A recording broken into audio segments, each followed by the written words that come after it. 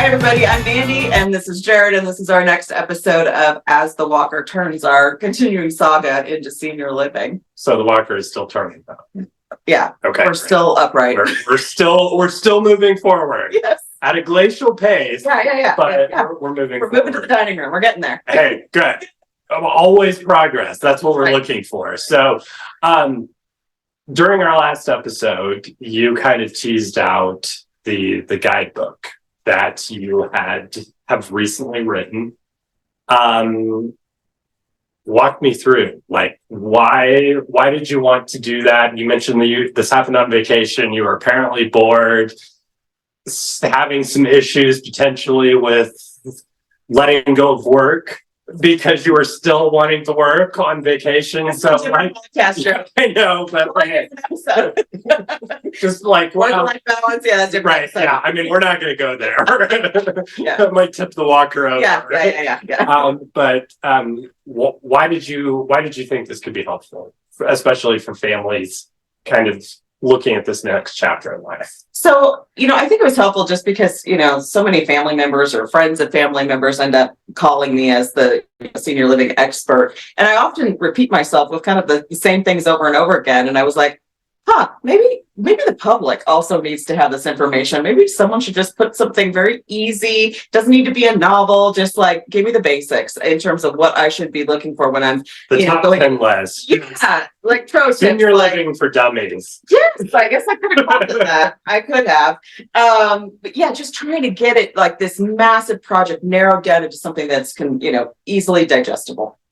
So why did you think this was necessary to tackle from the standpoint of clearly there's a niche out there because as you talked about, I've heard you talk about the silver tsunami coming, and what's the necessity for this from the standpoint of just even more universally as folks tackle this next stage of life? Yeah, I mean, we as a country, we're coming into a huge crisis in terms of how are we going to care for this aging demographic, which is the boomers. So right now, the leading age of this demographic is just starting to need care.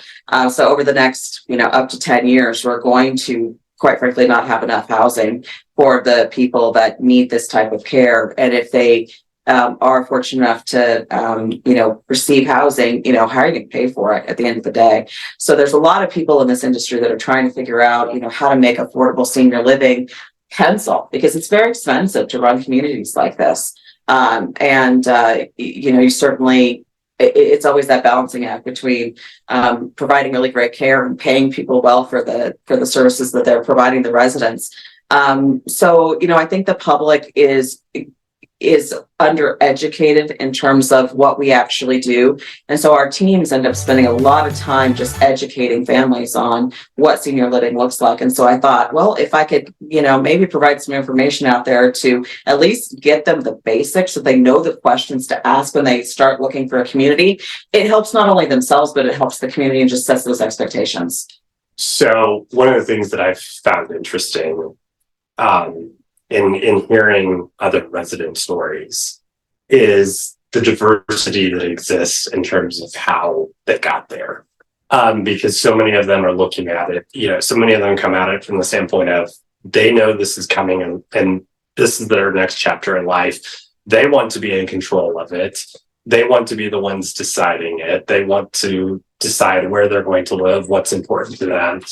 Others, it's because of a health incident that's occurred and it's a spouse that's kind of driving the train. Others, it's adult children that are looking for a solution for their parents.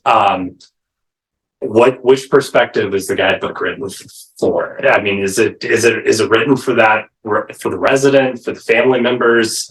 I think it could be both. I think if you're a resident that's planning for this long term, you can absolutely use everything in this book so that you're looking at it from your own lens. What are the things that are super important to me? But if you're a child that's looking, for me, maybe 90 days out, it just kind of gives you a pause in terms of, okay, I might not be in crisis, but I see what's coming here in the near future. I need to get ready. And it can also be for those families that are, maybe mom had a terrible fall and she broke a hip. They're discharging her out of like rehab? Oh, I don't know, in 3 days. And you need to figure out a plan, because the plan is not me doing care for my mom at home.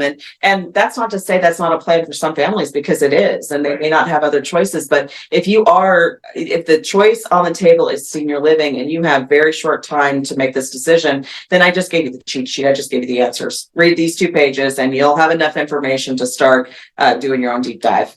So it's kind of like the cheat sheet before the big test, and just you're good to go. I gave you the Cliff's Notes. Just go read that, and you're good. Yeah, take the tour guideline or the tour checklist, take the cheat sheets, and you're good to go. You're good to go. Yeah. So as you kind of just alluded to, everyone faces this decision point differently. And there are different triggers, and some of them are planned, some of them are unplanned. But what common concerns do you see that happen as people are taking those steps forward, regardless of whether this is a planned or unplanned? I think if you're looking strictly assisted living and memory support, and we'll talk about independent living later, I think it is generally health related in terms of the demand, whether it is a imminent issue or something that is going to be a progressive situation, like maybe Parkinson's or Alzheimer's or MS or some other terrible disease. And so you're looking at, okay, what does the next 2 to 3 years look like? So I think it depends on the individual situation, but it can be driven predominantly. The families are coming in and looking for safety first. Okay, what does safety look like for me versus my siblings might be different. And then it's, can they get their basic needs met? Like, are they going to have meals? Are they going to be able to have showers and get their medications? And then the next thing that they talk about, or they tend to focus on, is the social aspect. If their primary needs are being met, then what does their day-to-day life look like? Which is super important. Are they just going to be sitting in a room or sitting in a circle, not, interacting with people? Or do they have a purpose and a reason to get up every morning? And that's what I think we try to do every single day. People can choose their level of engagement, but if they have options and they have choices, I think that makes all the difference.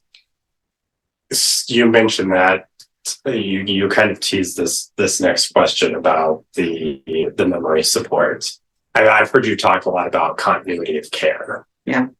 And obviously there are stages of Alzheimer's and dementia.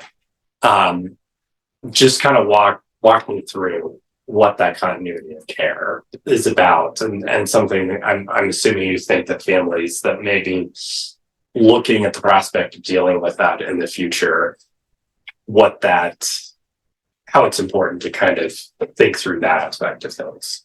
Yeah, as I'm looking for my mom right now, and we're waiting for her diagnosis, that'll be in a couple of weeks, but just based on her symptoms, the family's going to need to make a decision on. Right now, she's probably appropriate for assisted living. She's still very active. She's not really able to take medications and things like this. And don't worry, my mom's totally okay with me talking about this, so I'm not speaking out of turn.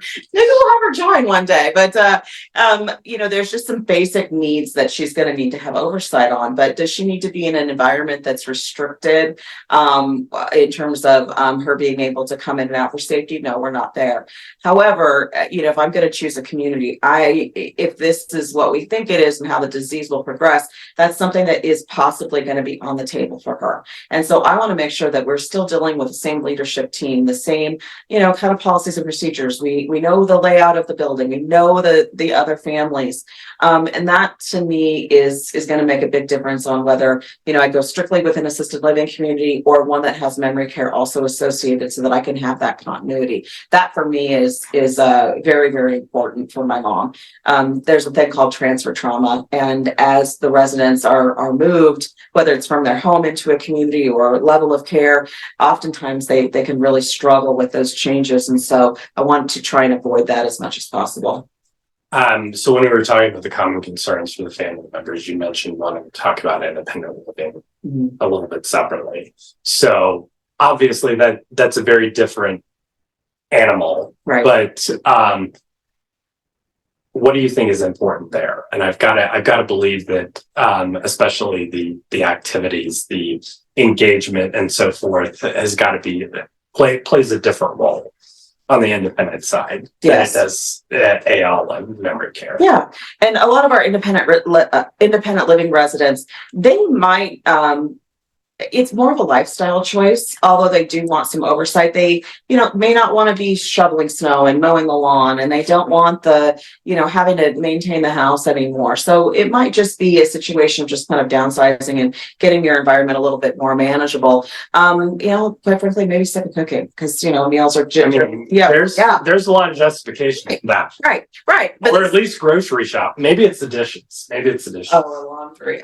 All of the things that just bring me no joy. But they have choices. So they have full kitchens and they have laundry services that they choose to do themselves. But I guess that's it. It's the choice. But more often than not, it is the loneliness of living at home that really does affect people's health. And I think that's not probably recognized as much as or researched as much as a cancer or Alzheimer's or things like that. But, we saw this during COVID, people staying at home, being isolated at home. I was a huge killer. It may not have been, considered a COVID, death, but it's certainly there were ramifications from that and continue to be. So that social aspect and then having staff being able to see those residents, and if there is a decline, well, then we have services for that too.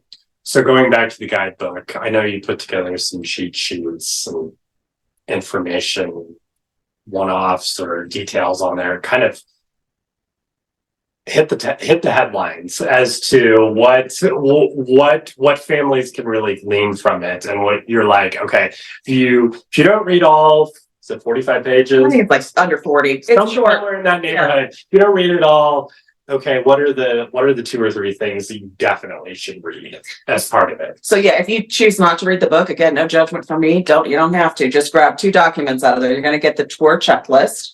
And that's so that's designed for looking at the community. Yeah, looking for the community. Okay. So everything from start to finish. So the first phone call I make to actually looking online to going into the community and touring, and what does the post tour look like? So kind of expectations. You can either take the checklist with you or just kind of think in the back of your mind, these are the things I should be looking for. That will give you some context when you're maybe looking at more than one place, and then you can score it however you want. And then the other one is just the cheat sheet. So I kind of, in each chapter, I put some pro tips in there. So just kind of summarize some of those and put them in a couple of places in terms of like, how are we going to pay for this? Is location, really important? What does safety actually mean? What are the COVID or, even in a post-pandemic era, people still get sick. Okay, what happens when you get the flu or there's a stomach bug that goes around? How does the community address those types of things? What services are included and what's not included? Because I think sometimes you think this is like all-inclusive resort where everything is included. Well, depending on your state, some communities can't handle every possible medical need. So those are things that you have to be very mindful of as to where your parent or loved one is now. And if they have a progressive disease, what is it going to look like, towards end of life? So given the tour checklist, I have to ask you a question about this. But I was talking to one of the residents at one of your communities once, and I asked her basically like, what would you recommend to a prospective resident? And she was basically like, everybody gets wrapped up in floor plans. And she was like, I don't really think it's the floor plan that matters as much as where you are in the building. And so when she was looking at moving into one of your communities, she had actually asked for the blueprints of the community, because she was like, it's important to me to be able to see the mountains and to be able to have sunlight at key hours. And it was in my opinion just a completely and totally different mindset, because she was like, in all reality, it's your closeness and your proximity to various things that are going on in the overall community than it is necessarily the particular floor plan. And I just thought it was stuff like that I found interesting, completely and totally, like that, an interesting perspective, because to a degree she was right. She's like, you're not there that you're not there that often, and it's more about how the area makes you feel and your connection to it. I think I think that's valid, and that's going to come down to personal choice with, with the residents themselves. And the other thing to think about too is, yeah, if your loved one is super social, yeah, you're going to want to try and keep their apartments like closer to kind of like the heart of the community, whether that's dining, or maybe there's a gym, or there's, community areas where there's lots of activity going on. That could certainly be a factor. If you're looking at assisted living and memory support, maybe there's some mobility factors where they can't walk very far. So getting them closer to those common areas might be a huge deal. As far as views are concerned, everyone loves to have a good view. I love a good view at my house, but if it's really more needs based, then I would take that into consideration as a child, as opposed to, again, looking at their mobility and their, risk factors for falls and things like that. So one of the other things that you covered in the guidebook that I just find really interesting is more of the move-in experience. Yeah. And kind of walking through that aspect of it, because I mean, you alluded to it earlier relative to the transfer trauma issue. And it's like, this is a big, I mean, moving is traumatic regardless. Yeah. Oh, yeah. But this carries with it so many other equations to it. And I just thought, kind of walk us through some of those highlights of kind of what to expect and what to be thinking of. Yeah, I would consider it to be a milestone move, whether it's your first apartment that you get when you move in, or buying your first house, or maybe going to college and moving into the dorm. It is a significant move for not only the resident, but the family as well. And I think if you're in a crisis, it's so overwhelming, because let's just say mom's living in a 3,000 square foot house and you're trying to get down to 800 square feet. What do you take? Mm-hmm. Of course, mom wants to take everything, but that's just not the reality of the situation. Right. It won't fit. So having to prioritize what is a must versus a need, or I should say what a need versus a want is something that you have to have those honest conversations with. It could be something as simple as, okay, well, we're only going to bring the clothes in for that season. Right. Other stuff we can cycle out in 6 months. Or do we need to move this to Christmas decorations? Probably not. We can hold on that, and or maybe just a few of them.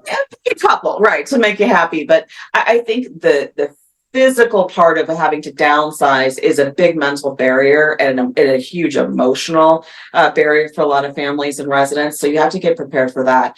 Then after that, the practicality of moving is just moving. It's no fun, but right. You got to get the moving trucks and you got to haul stuff around a building.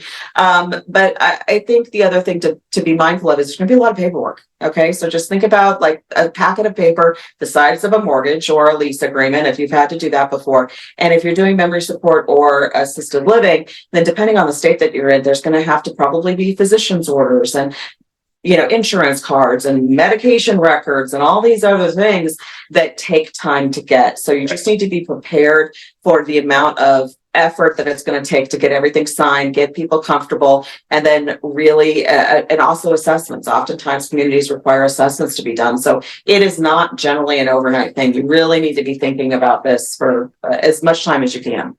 So one of the things I always enjoy asking is favorite memories. Obviously, you've got so many over your career. Yes. Anything that jumps out at you, especially as it might relate to any of the topics that we've talked about, or completely and totally off the wall, because we know the walker can take us unusual places. Yes. Yes. Well, one came to mind. We were just talking about holidays and Christmas decorations. So I was at a community many years ago, and they were setting out their holiday decorations, and they had like a little nativity scene, and they had put the little baby Jesus, the little whatever, the bed or the manger, sorry, that's the word, the manger out, but baby Jesus character was not in the manger, and so it was causing a lot of controversy in the building. Is like, where is baby Jesus?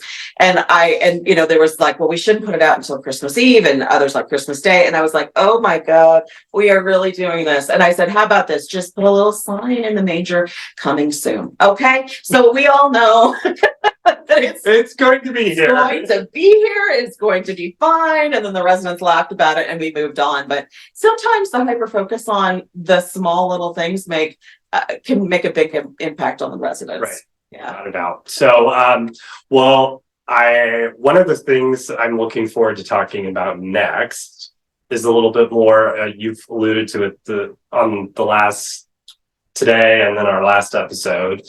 Was basically your journey relative to your your mom. Mm. And just more of those experiences and how it can be relatable to other families going through the same thing. So looking forward to as the Walker turns and continues to churn, discussing that with you in future episodes. Looking forward to it. Great. Okay. All right. Thank you, everybody.